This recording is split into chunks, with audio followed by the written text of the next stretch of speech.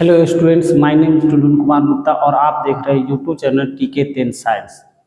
तो हमने पिछले क्लास में हमने ऑक्सीकरण और अवकरण अभिक्रिया कहिए या अपचयन अभिक्रिया को बारे में देखे थे और उसके एग्जाम्पल देख रहे थे। तो उस वीडियो में थोड़ा सा इस साइड वाला नहीं दिखाई दे रहा था बाबू, तो देख लीजिएगा, उसको भी मिला लीजिएगा कि क्या छूट गया। ये है कॉपर ऑक्साइड का है बाबू, ठीक है। एक मिनट, तो ये सभी जो है एग्जाम्पल थे, आप एक बार जो है मिला करके और लिख लीजिएगा फिर से, ठीक है बाबू। और ये देख लीजिए,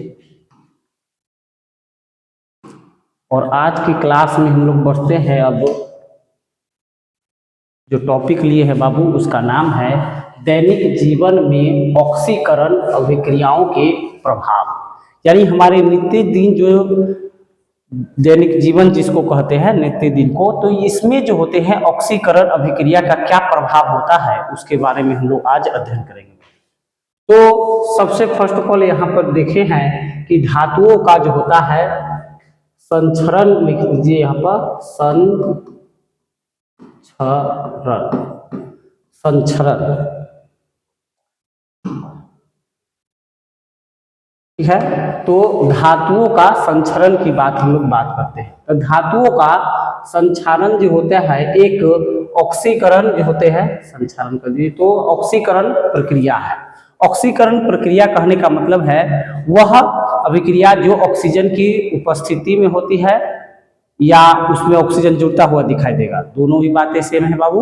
वह अभिक्रिया जिसमें ऑक्सीजन जुड़ रहा हो, हाइड्रोजन निकल रहा हो और क्या हो, वहां पर इलेक्ट्रॉन जो होता है उसका लॉस हो रहा हो, तब हम कहते हैं कि ऑक्सीकरण अभिक्रिया हुई है। तो धातुओं का जो संचरण जो होते हैं बाबू, एक क्या है, तो एक जो है आपका ऑक्सीकरण प्रक्रिया है। दूसरा पॉइंट में है संचरण मूलतः नम्न वायु के कारण होता है, ठीक है। नम्न वायु माने जहां पर नमी होती है, जिस वायु में, यानी कि नमी कब होगी, जब वाटर होगा उस वायु के अंदर में, जब पानी की मात्रा होगी तो क्या कहेंगे उसको, तो वो नम्न वायु हो जाएगा। यदि नम्न वायु में कार्बन डाइऑक्साइड और सल्फर डाइऑक्साइड हो तो संचरण की प्रक्रिया तेज हो जाती है।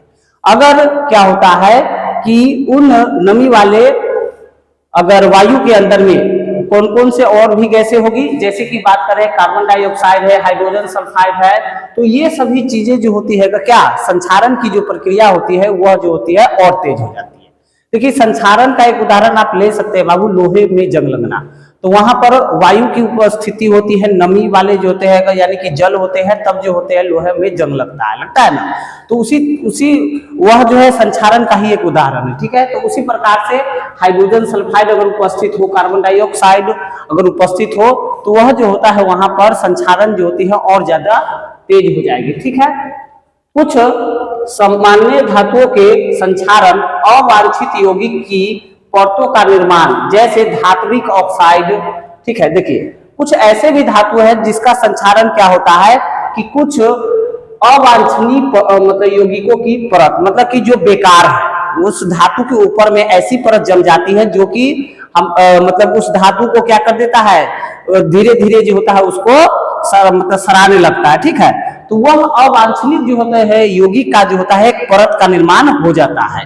जैसे कि बात करें हम लोग, वह परतें क्या हो सकती है, तो धात्विक ऑक्साइड ऊपर से मतलब कि जम जाना, धात्विक हाइड्रो ऑक्साइड या धातु सल्फाइड, ठीक है ना, ये सभी जो होते हैं अवांछनीय यौगिक है जो कि ऊपर धातु पर जम जाते हैं। धातुओं की सतह पर वायु और नमी की उपस्थिति में धातुओं का संचरण कहलाता है। यानी कि संचरण की अगर आपको डिफिनीशन देनी हो तो धातुओं की सतह पर, क्या आप बोलिएगा बाबू, धातुओं की सतह पर वायु और नमी की उपस्थिति में धातुओं का जो होगा वहां पर संचरण हो जाएगा।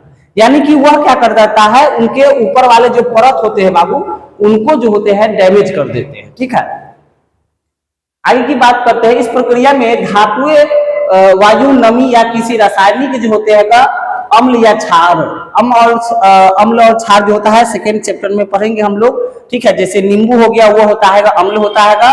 क्षार की बात करें वहां पर तो सोडियम हाइड्रोक्साइड ये क्षार है कि क्रिया धीरे धीरे नष्ट हो जाती है। यानी कि ये रासायनिक जो होते हैं करके और उस धातु के परत को जो होता है धीरे धीरे गलाने लगता है, ठीक है, जिसको संक्षारण कहते हैं, और धीरे धीरे वो धातु को जो होता है सड़ा गला देगा। दैनिक जीवन में संक्षारण का सबसे सामान्य उदाहरण क्या है बाबू? तो लोहे का जंग लगना। ये आपको बहुत कॉमन है, आपको आसपास बगल में भी देखने को मिलेगा। घर में अगर कोई लोहे की सामान है तो उसमें भी देखिएगा कि उसमें भी क्या है, जंग लग गया है। एक कैसे हुआ? क्योंकि वायु में ऑक्सीजन होते हैं और उसमें कुछ जो हो गए जल के जो होंगे भाप होंगे, उसकी उपस्थिति के कारण जो होते हैं धीरे धीरे जो है से वहां पर लोहे ने अभिक्रिया करके और वहां पर जो होता है जो कि भूरा पदार्थ बना दिया है, जिसको आप जंग कहते हैं। आखिरकार वह जंग क्या होता है वो आगे हम देखते हैं आगे के स्लाइड में। तो ध्यान दीजिए, यहाँ पर अब देखने वाले हैं जो कि कॉमन दैनिक जीवन का जो होता है यहाँ पे एग्जाम्पल है, उसको समझते हैं बाबू। तो यहाँ पर है लोहे का जंग लगना। लोहा एक धातु है जिसका उपयोग भवनों, पुलों, रेलों, मशीनों और कई अन्य वस्तुओं के निर्माण में व्यापक रूप से किया जाता है। व्यापक रूप से मतलब बड़े पैमाने पर जो होता है। हालांकि लोहे की समस्या यह है कि जब यह नम्र वायु के संपर्क में आता है तो यह धीरे धीरे ऑक्सीजन के साथ अभिक्रिया करके जल योजित क्या बना रहा है? जल योजित फेरिक ऑक्साइड बना लेता है। जल योजित कहने का मतलब है उसमें जल की भी मात्रा होगी, बनाता है, जो एक भूरा चूर्णीय पदार्थ होता है। वही ना भूरा ऊपर से जो होता है जम जाता है बाबू, ठीक है, जिसे सामान्यतः क्या कहते हैं हम लोग? जंग कहा जाता है उसको। वही जो ऊपर वाला जो भूरा वाला जो पदार्थ होता है उसी को क्या कहते हैं? जंग कहते हैं। जंग जो होते हैं परतदार चिपचिपा नहीं होता है। वह जो ऊपर से जमा हुआ भूरा पदार्थ है जो जिसे आप जंग कहते हैं, वो जो होते हैं परतदार नहीं, परत पर परत नहीं होता है या चिपचिपा वो नहीं होता है, और इसलिए धातु की सतह से आसानी से क्या हो जाते हैं? झड़ जाते हैं। वो जंग न केवल लोहे को संक्षारित करता है बल्कि लोहे की संरचनाओं को कमजोर भी करता है, जिससे भारी आर्थिक जो होती है हानि होती है। आर्थिक जो होते हैं हानि, यानी कि आपने खरीदा जो है सो लोहे को खरीद कर रखा, लेकिन जंग के कारण क्या हुआ? वह धीरे धीरे जो है सो वहां पर वह जंग लग गया और पूरा तरीके से जो होती है वह परत जो होते हैं सब ऊपर वाला जो होता है अगर वह नष्ट ही हो जाएगा तो लोहा क्या हो जाएगा? हल्का हो जाएगा वह, जिसके कारण जो होता है आपको क्या है? आर्थिक हानि होती है भारी रूप से। अगर यह बड़े पैमाने पर लोहा खरीदा गया है या जंग लग गया तो और ज्यादा नुकसान होगा बाबू। ध्यान दीजिए, यहाँ पर है आयरन है और हमने 3/2 जो होते हैं मोल ऑक्सीजन गैस को लिया है, और यहाँ पर एक से यानी एक से यहाँ पर जितना जो होता है मोल जल लीजिएगा उसी हिसाब से यहाँ पर भी आपको जल लिखना है, ठीक है। तो यहाँ पर 2 ले लीजिएगा जल मोल, अगर 2 मोल लेते हैं तो यहाँ पर भी 2 मोल लिखिएगा, ठीक है। यानी x का मतलब है कि जल की यहाँ पर जो होगी मोलों की संख्या, ठीक है ना, जल की मोलों की संख्या जो होगी, जल की मोलों की संख्या, यानी कि कितनी संख्या में आप जल ले रहे हैं, ठीक है। तो यहाँ पर जल जो होते हैं लिया जाता है जो कि भाप के रूप में होता है, तो क्या बन जाता है? यहाँ पर आपको बताए थे जल योजित जो होते हैं फेरिक ऑक्साइड बनता है। यानी ये किसका सूत्र हो गया? फेरिक ऑक्साइड का। यही होता है बाबू जल। यहाँ पर देखिए ये लोहा, ये है ऑक्सीजन हो गया, जल हो गया बाबू, और जल योजित जो होता है लौ है, लौ ऑक्साइड कहिए जिसको आप जंग कहते हैं। तो जंग का फॉर्मूला क्या होगा? Fe2O3 into XH2O। XH2O का मतलब है कि जितना मोल आपने जल लिया है अभिक्रिया में उतना ही मोल जो होगा यहाँ पर लिखना है। अगर 2 मोल लिए हैं तो 2 यहाँ पर लिख दीजिएगा X के स्थान पर, ठीक है। समझ में आ रही है आपको? अब देखते हैं आगे वाले पॉइंट में बाबू। तो यहाँ पर जो है कि नम्र वायु और जल की उपस्थिति में लोहे का धीरे धीरे जल योजित फेरिक ऑक्साइड में परिवर्तित होना जंग लगना कहलाता है। यानी कि धीरे धीरे नम्र जो होते हैं वायु जो होते हैं और ऑक्सीजन की उपस्थिति में धीरे धीरे लोहा क्या होगा? यहाँ पर जल मतलब कि किस में कन्वर्ट हो जाएगा? जंग में कन्वर्ट हो जाता है, यानी कि जल योजित फेरिक ऑक्साइड में कन्वर्ट हो जाता है। तो यह प्रक्रिया क्या कहलाएगी आपकी? तो यहाँ पर जंग लगना कहलाती है। लोहे की सतह पर बनने वाला परतदार और यहाँ पर जो है गैर चिपचिपा भूरा चूर्ण जब लोहा नम्र वायु के संपर्क में आता है तो क्या कहलाता है? ये भी जंग कहलाता है, ठीक है बाबू।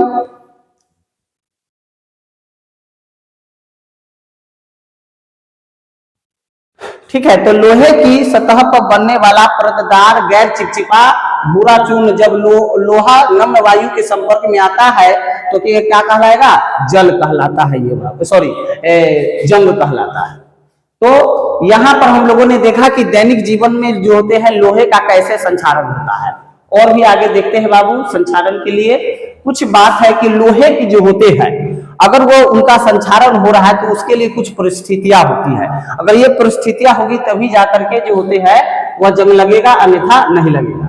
लोहे के जंग लगने के लिए आवश्यक परिस्थितियां, पहला तो लोहा सामान्यतः वायु में जंग खाता है, यानी कि वायु के संपर्क में होना चाहिए, क्योंकि वायु में हमेशा ऑक्सीजन गैस और क्या होती है, नमी होती है। तो उसके संपर्क में आने के कारण वहां पर जो होते हैं ऊपर वाला जो होते हैं परत वह जो होते हैं जल योजित फेरिक ऑक्साइड में कन्वर्ट हो जाता है, यानी जंग लग जाता है। लोहा प्राकृतिक जल में भी जंग खाता है। प्राकृतिक जो होते हैं जैसे कि वर्षा के पानी हो गया यहाँ पर, ठीक है।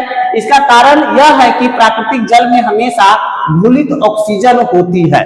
घुलित ऑक्सीजन यानी कि उसके अंदर में ऑक्सीजन जो होता है वहां पर उसके अंदर में घुला हुआ पाया जाता है, जिसके कारण ऑक्सीजन भी है वहां पर, प्लस में वाटर भी हो गया। तो वो फिर भी क्या होगा वहां पर, जैसे कि वर्षा के पानी से भी जो होगा क्षार जो होंगे, लोहा जो होंगे, वो भी क्या हो पाएगा, वह जो होते हैं जल योजित फेरिक ऑक्साइड यानी जंग में कन्वर्ट हो सकता है। जंग से बचाव, प्रिवेंशन ऑफ रस्टिंग की बात कर रहे हैं। तो लोहे में जंग लगने से बचाया जा सकता है यदि नम्र वायु को इसकी सतह के संपर्क में आने से रोका जाए। क्या कर सकते हैं हम लोग?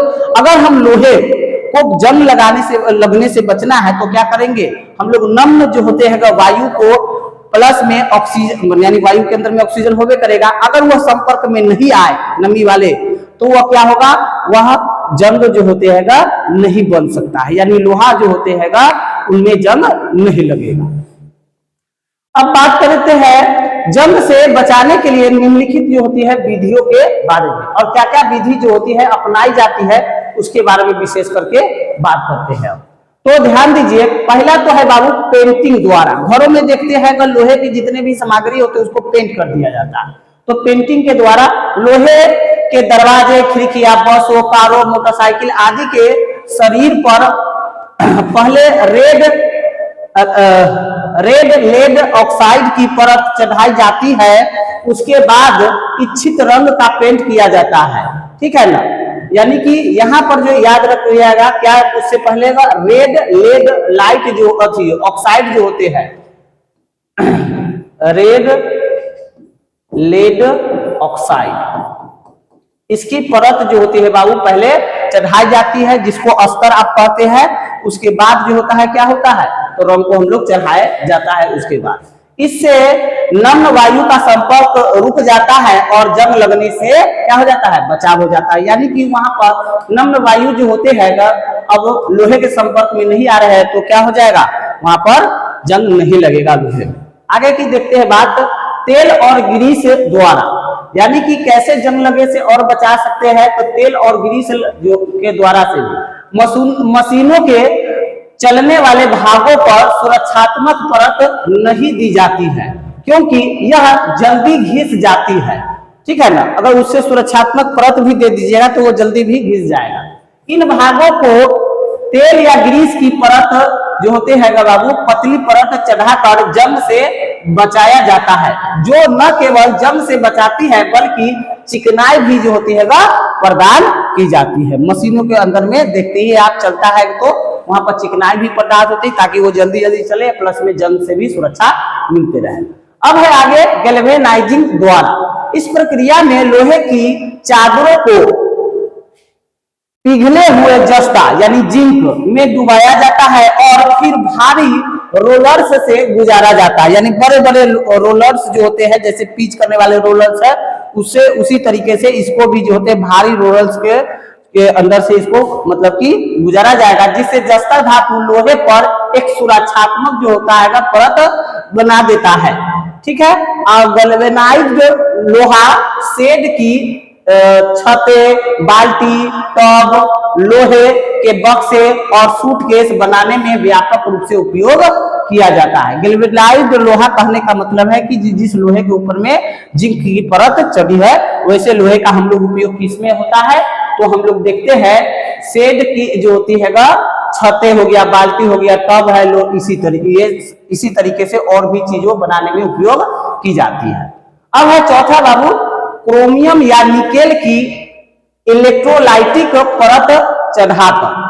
यह विधि महंगी होती है लेकिन बहुत चमकदार फिनिशिंग देती है, माने कि बहुत ही सरलता से एकदम चमकता हुआ दिखाई देगा।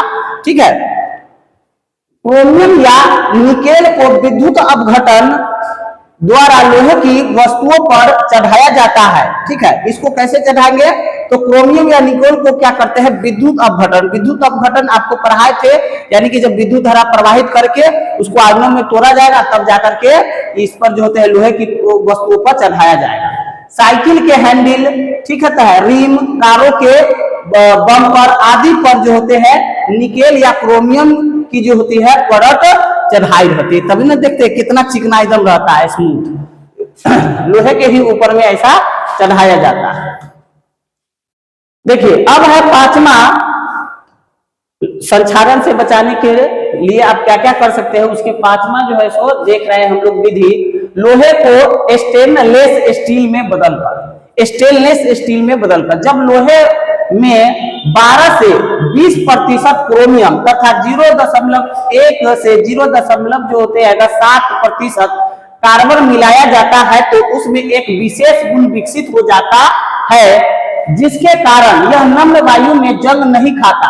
ठीक है, क्या होगा, जब लोहे को आप जो होते हैं कितना प्रतिशत है बाबू, 12 से 20% क्रोमियम मिला दीजिए और कार्बन कितना 0. जो होते हैं 1 से 0.7% अगर वहां पर लोहे में मिला देते हैं, तो वह जो होता है लोहा क्या होगा, जंग, अगर उसको आप बाहर भी रख दीजिएगा, वायु के संपर्क में भी आएगा तो उसमें जंग नहीं लगता है। ठीक है ना, ऐसे लोहे को स्टेनलेस स्टील कहते हैं। और स्टेनलेस स्टील का उपयोग जो होता है शल्य उपकरण जो होते हैं, रसोई के बर्तन, ठीक है, कटलरी, औजार आदि बनाने में जो होता है किया जाता है। आगे देखते हैं गैल्वेनाइज्ड लोहे को जंग से कैसे बचाया जाता है। ठीक है, कैसे जो होते हैं उनको बचाया जाता है, तो जस्ता विद्युत रासायनिक जो होते हैं श्रेणी में जो अगर देखे तो लोहे से जो होते हैं अधिक सक्रिय होते हैं। ठीक है, जिंक जो होता है लोहा से अधिक क्या है, सक्रिय होते हैं। अतः ऑक्सीकरण की स्थिति में जस्ता पहले ऑक्सीकृत हो जाता है। क्या हो जाता है, वो पहले ऑक्सीकृत होगा, क्योंकि लिस्ट में आप देखे थे वहां पर सक्रियता श्रेणी वाला, तो देखेगा तो जिंक ऊपर में, उसके बाद लोहा है। लोहे में जंग लगना मतलब कि रोका जाता है। देखिए यहाँ पर समझिएगा कि जब सबसे पहले ऊपर में जस्ता है तो वही सबसे पहले जो होता है अभिक्रिया करता है और वह जो होते हैं ऑक्सीकृत होगा। अब लोहे में जो होते हैं जंग लगना रोका जाता है, क्योंकि जस्ता पहले ऑक्सीकृत हो जाता है, इसलिए जब तक जस्ता मौजूद है लोहे में जंग लगना संभव नहीं होता है। जब जस्ता ऑक्सीजन के साथ मिलकर क्या बनाता है, जिंक ऑक्साइड बनाता है, जो स्वभाव में अत्यधिक जो होते हैं चिपचिपा होता है। यानी कि उसका नेचर क्या होता है, अधिक चिपचिपा होने के कारण जो होता है सटा हुआ रहता है, जिसके कारण जो होते हैं लोहे से संपर्क नहीं बना पाता है नमी वाले जो होते हैं वायु। इस प्रकार यह जस्ता धातु पर एक अभेद यानी कि इम्परविशस परत बना देता है और उसके संक्षरण यहाँ पर कर दीजिएगा, या संक्षारण यहाँ पर जो होगा एक सही से संक्षारण तथा लोहे में जो होता है जंग लगने को रोकता है। ठीक है, तो यहां तक हम लोगों ने देखा कि कैसे जो होते हैं लोहे को संक्षारण से जो होते हैं रोका जा सकता है, उसकी विधियों के बारे में पढ़ रहे हैं।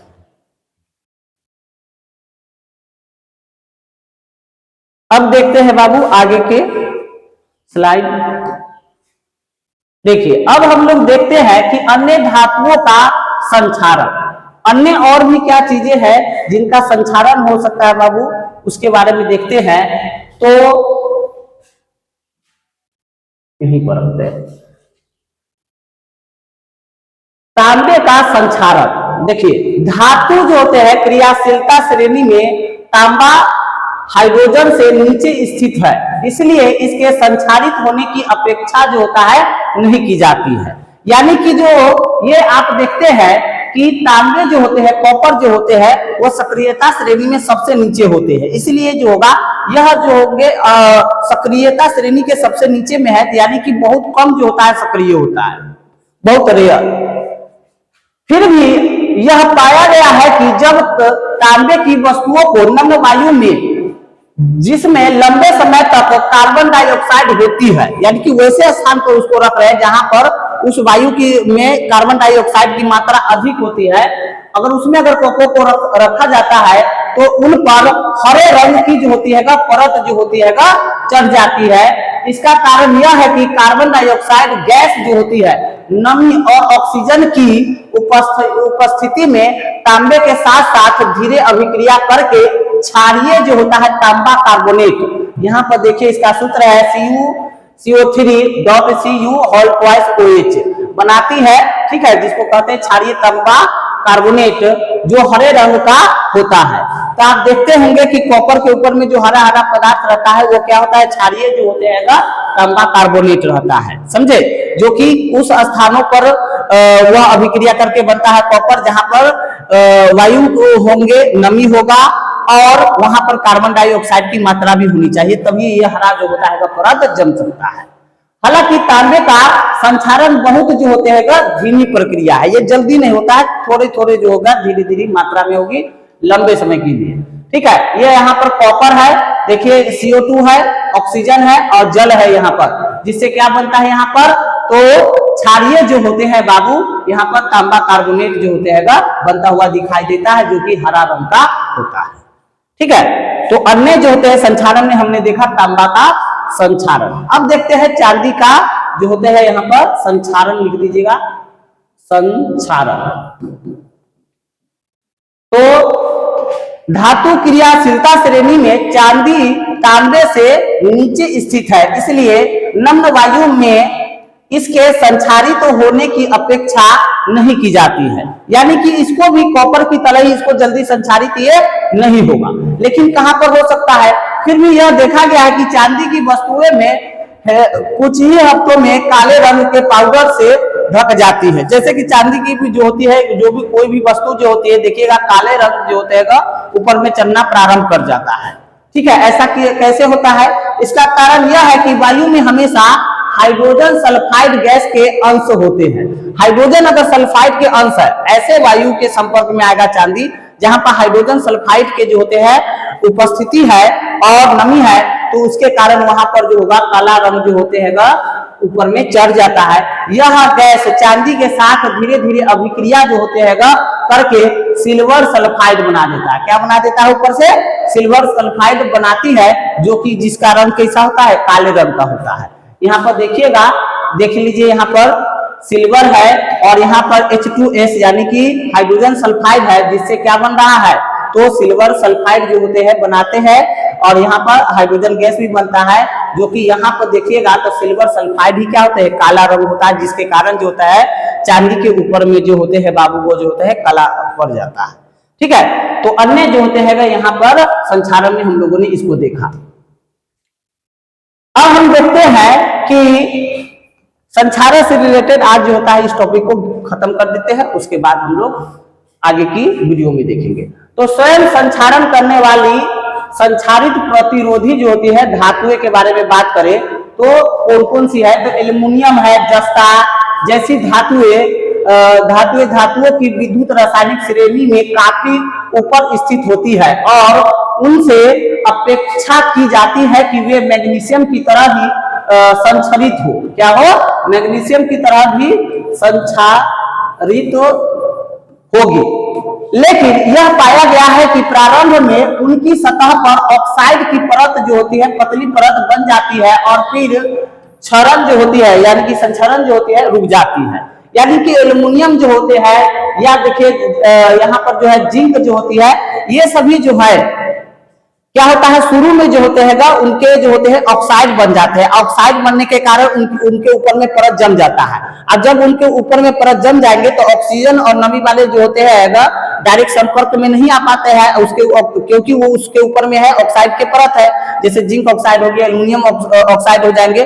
तो जिसके कारण वहां पर नमी वाले जो होते हैं वायु जो होते हैं संपर्क में न आने के कारण आगे की जो होती है अभिक्रियाएं नहीं होती है, जिसके कारण वह संचरित नहीं होता है। ठीक है, ऐसा इसलिए होता है क्योंकि उनके ऑक्साइड स्वभाव में बहुत चिपचिपे होते हैं और इसलिए धातु की सतह पर एक अभेद जो होते हैं परत बना लेते हैं, जो वायु और नमी को धातु की जो होते हैं नई सतह के संपर्क में आने नहीं देती है, और इस प्रकार जो होते हैं क्षरण जो होती है समाप्त हो जाता है, यानी कि संचरण उसका जो होता है रुक जाता है। ठीक है बाबू, तो आज के वीडियो में इतना ही तक रखते हैं। संचरण से रिलेटेड सारे जो होते हैं हम लोगों ने टॉपिक के बारे में पढ़ लिया है। ठीक है, तो अच्छे तरीके से इसको नोट्स बना करके 2-3 बार पढ़िएगा। ठीक है, कोई भी दिक्कतें होती है तो कमेंट्स करके बताइएगा। तो आगे की वीडियो में जो होते हैं कुछ थोड़ी सी जो है टॉपिक और बचा हुआ है, तो अगर मतलब आगे जो होगा वो कल जो होगा यह चैप्टर जो होगा खत्म हो जाएगा। ठीक है बाबू, तो गुड नाइट बाबू सर।